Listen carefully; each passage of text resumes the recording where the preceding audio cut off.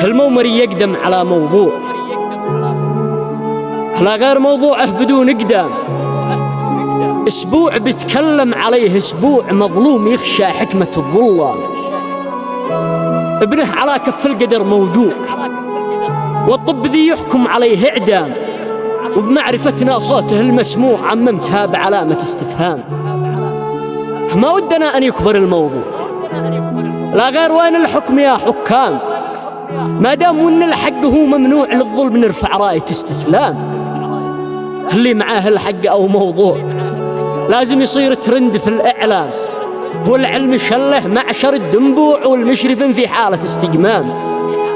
كم من نجس في منصبه مقبوع والشعب في موسوعة الآلام. شعب اليمن قد مات وسط الجوع ذي عاش وسط الحرب 10 أعوام. أقسم قسم إن العدو مزروع من أجل تفكيك وحدة الإسلام. اللي بيسكت للفسد مدفوع ودفعته توصل من الخدام. ما هو بمتخاذل ولا مخدوع، هذا تبرى منه الإسلام. اللي بيتغافل عن المشروع هذا من أهل البغي والإجرام. الضيق فينا والنكد مجموع والحزن والأجراح فينا خام. القلب يا عبد الملك موجود، القلب يا سيد يمنا دام. كف بان حرر قدسنا المجموع، كف عاد بان يسري معن قدام. اللي فسد من منصبه منزوع واللي ظلم يحكم عليه إعدام، واللي سرق شفنا يده مقطوعة واللي ارتزق الدعس بالأقدام.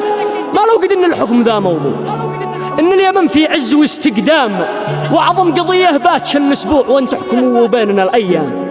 إما نعيش وراسنا مرفوع ولا بلاش عيشة الأقزام، ولا بلاش عيشة الأقزام، ولا بلاش عيشة الأقزام. اللي بيتغافل عن المشروع هذا من أهل البغي والإجرام.